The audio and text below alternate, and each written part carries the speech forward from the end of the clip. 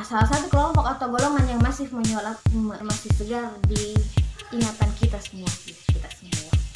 Kenalnya nih sobat, kaum anarkisme yang kaum anarkis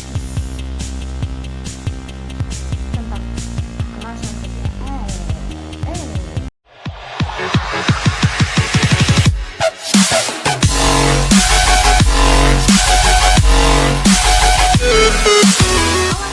Selamat datang kembali di kanal YouTube saya, Herly The Strength. Jadi video kali ini judul resensinya adalah anarkisme dan perilaku individu.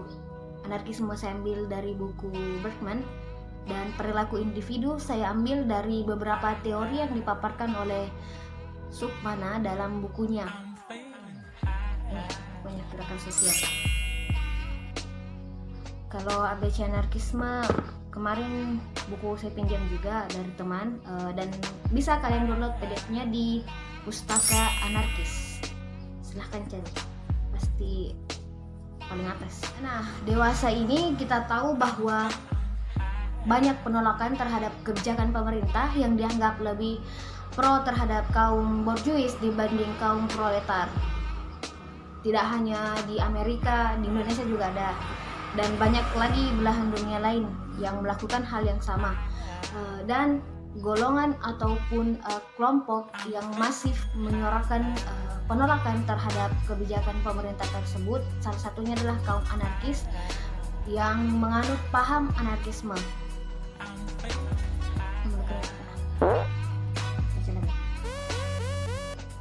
Nah, seperti yang kita ketahui juga, pandangan orang awam tentang anarkisme adalah kekerasan, ketidakaturan, kebrutalan, dan lain sebagainya. Namun, apakah betul anarkisme itu segala sesuatu tentang kekerasan atau tidak keteraturan? Atau mungkin bisa saja kekerasan dan ketidakteraturan itu adalah ekspresi dari temperamen individu, ataupun bisa kita katakan perilaku individu dan bukan berasal dari isme atau paham dan teori tertentu. Maka dari itu mari kita simak penjelasannya. Kita lihat di blog ya. Oke. Pertama, berdasarkan tulisan saya di blog, kita akan membahas apa sih sebenarnya anarkisme itu, berdasarkan perspektif Alexander Berkman yang beliau tuangkan dalam bukunya DC Anarkisme. Jadi, anarkisme memiliki arti keteraturan tanpa pemerintah dan keadilan tanpa kekerasan. Jadi, pengertian anarkisme itu sudah membantahkan pandangan-pandangan orang awam dalam lingkup masyarakat, bahwa anarkisme bukanlah suatu paham yang mengajarkan ketidakteraturan, kekerasan, dan lain sebagainya. Menurut anarkisme, sebenarnya pemerintahlah yang memicu atau menimbulkan ketidakteraturan tersebut. Salah satu contoh yang saya angkat di blog saya ini mengenai beberapa kebijakan yang tumpang tindih yang lebih menguntungkan kaum borjuis, di mana juga semakin menyuburkan paham kapitalis atau kapitalisme, dan banyak menyulitkan kaum proletar. Dan selanjutnya, keadilan tanpa kekerasan yang dimaksud ya, menurut tulisan saya di sini, ketika individu atau kelompok masyarakat menuntut adanya keadilan, tidak perlu misalnya aparat negara melakukan kekerasan. Bukan hal yang tabu lagi bagi kita, karena melihat banyak sekali contoh yang diliput oleh media dan tersebar di sosial media, misalnya pada hari ini, bahwa terkadang aparatur terkadang aparatur negara itu sangat represif ketika menangani masyarakat atau mahasiswa lah yang melakukan penolakan terhadap kebijakan dalam bentuk aksi massa. Oke, lebih lanjut, Bergman mengatakan kaum anarkis pernah melempar bom dan kadang-kadang mengambil jalan kekerasan. Apabila kaum anarkis kadang-kadang menggunakan kekerasan, apakah itu berarti bahwa anarkisme adalah kekerasan? Tindakan mereka merupakan kasus pemberontakan individual terhadap kemungkaran. Seperti yang telah saya katakan, kaum anarkis tidak memiliki monopoli atas kekerasan. Sebaliknya, ajaran anarkisme adalah tentang perdamaian dan harmoni, tentang lawan penjajahan, tentang kesucian hidup, dan tentang kebebasan. Tetapi, para anarkis adalah manusia, seperti manusia yang lainnya, dan mungkin lebih. Mereka lebih sensitif terhadap kemungkaran dan ketidakadilan, lebih cepat marah terhadap penindasan, sehingga mereka terkadang menyuarakan protes dengan tindakan kekerasan. Tetapi, tindakan kekerasan seperti itu adalah sebuah ekspresi temperamen individu, bukan berasal dari suatu teori yang khusus. Anda mungkin akan bertanya, apakah menganut ide-ide revolusioner secara alami akan mempengaruhi seseorang untuk melakukan tindak kekerasan? Saya rasa tidak, karena kita telah melihat bahwa metode kekerasan juga diterapkan oleh orang-orang yang memiliki pandangan paling konservatif. Apabila orang-orang dari pandangan politik yang berseberangan melakukan tindakan yang sama, adalah tidak masuk akal untuk mengatakan ide-ide mereka bertanggung jawab atas tindakan seperti itu. Kaum anarkis yang menganut pandangan yang benar-benar sama mengenai pemerintah dan kebutuhan untuk menghapuskannya, tetapi sering tidak setuju sepenuhnya dalam soal kekerasan. Seperti kaum anarkis Tolstoyan dan hampir semua kaum anarkis individualis mengutuk kekerasan politik, sementara kaum anarkis lainnya menyetujuinya atau setidaknya membenarkannya. Lebih jauh lagi, banyak orang anarkis yang sebelumnya mempercayai kekerasan sebagai sebuah alat untuk propaganda telah mengubah pandangan mereka dan tidak menyukai metode-metode seperti itu lagi. Jadi pada dasarnya kaum anarkis yang melakukan tindak kekerasan, hal itu adalah merupakan ekspresi dari temperamen individunya, bukan karena paham anarkis itu sendiri atau ide-ide revolusioner lainnya.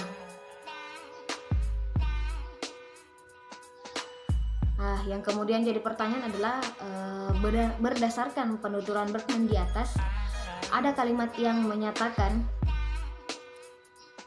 sementara kaum anarkis lain menyetujuinya, dalam hal ini kekerasan, atau setidaknya membenarkannya. Hal itu mengindikasikan bahwasanya anarkisme memang pro terhadap kekerasan. Untuk menjawab pertanyaan itu, saya akan menggunakan teori perilaku individu dalam konsep tentang perilaku kolektif atau collective behavior menurut beberapa ahli yang dipaparkan oleh Oman Sukmana dalam bukunya Konsep dan Teori Gerakan Sosial. Yang perlu digarisbawahi menurut saya adalah yang pertama, redaksi kalimat kaum anarkis lain yang digunakan Bergman dalam tulisannya dan bukan kaum anarkis secara keseluruhan, yang menyeratkan bahwa kaum anarkis itu terbagi beberapa aliran atau beberapa kelompok, dan saya rasa sudah dijelaskan secara gamblang bahwa yang dimaksud adalah beberapa kaum anarkis dan bukan anarkisme itu sendiri. Jadi hanya beberapa, bukan semua penganut ataupun bukan isme yang dimaksudkan di situ. Locher dalam Sukmana tahun 2016 halaman 85 menyatakan bahwa individu-individu tidak diubah oleh kerumunan meskipun mereka terprovokasi. Selanjutnya, teori belajar dari Miller dan Dollard, masih Sukmana halaman 86. Individu telah belajar berbagai respons yang sama atau various respondent terhadap berbagai stimuli atau various stimuli karena mereka telah tumbuh di dalam masyarakat. Ketika dihadapkan dengan suatu syarat atau clue, orang-orang secara otomatis merespons bagaimana mereka telah mempelajari. Dan yang terakhir adalah teori identitas oleh Hock dan Abrams, masih Sukmana halaman 87. Kebanyakan dari apa yang kita kerjakan didorong oleh gambaran diri kita atau our self image. Saya katakan kembali bahwa berdasarkan penuturan teori tadi dan menurut simpulan saya, jelas dikatakan bahwa kekerasan yang dilakukan oleh beberapa atau sebagian kaum anarkis merupakan perilaku individu mereka,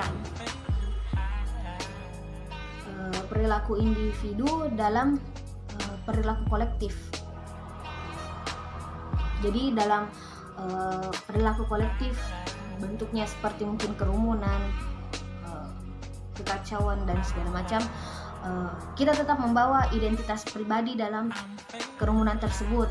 Nah, adapun misalnya pemicu atau stimuli seperti yang dikatakan tadi atau rangsangan, kemudian akan secara otomatis direspon oleh individu, oleh kita sendiri, sesuai dengan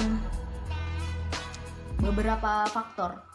Sebentar saya akan jelaskan, sebutkan beberapa faktor tersebut.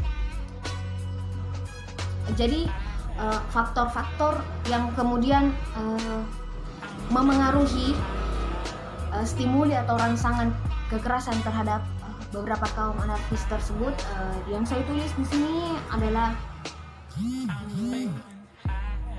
berasal dari individunya yang dipengaruhi oleh beberapa hal seperti lingkungan tempat individu tersebut belajar serta bersosialisasi,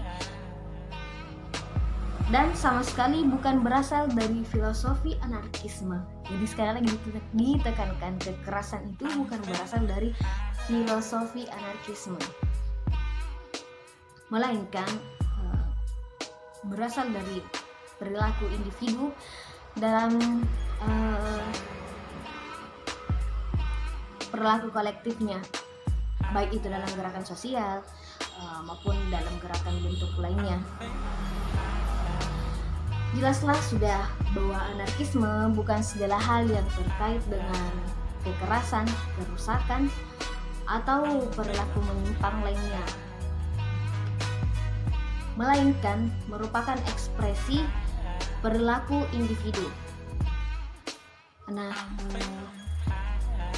saya tidak mengajak orang-orang yang menonton video saya ini atau telah membaca tulisan saya di blog untuk menjadi seorang kaum anarkis. Tujuan saya salah satunya mengangkat tema anarkisme dan perilaku individu dalam konten saya kali ini hanya sebatas untuk memberikan pandangan saya, bisa dibilang sedikit mengedukasi tentang paham anarkisme. Ternyata secara filosofi anarkisme itu bukan kekerasan. Secara filosofi anarkisme itu bukan tentang perilaku tidak teratur orang-orangnya, melainkan adalah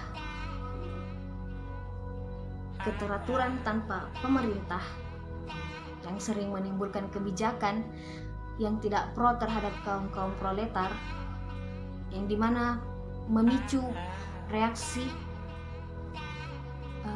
masyarakat dalam bentuk aksi atau demonstrasi. Dan yang kedua, keadilan tanpa kekerasan. Jadi kaum anarkis itu sangat menuntut keadilan, kesetaraan tanpa kita harus merasakan kekerasan seperti yang sering dirasakan para pejuang atau para revolusioner masa aksi dalam beberapa aksi yang mungkin merasakan tindak represif dari oknum aparat. Ya, jadi tujuan saya bukan untuk memprovokasi Anda sekalian menjadi anarkisme. Oke, sekian resensi saya kali ini. Terima kasih telah menonton.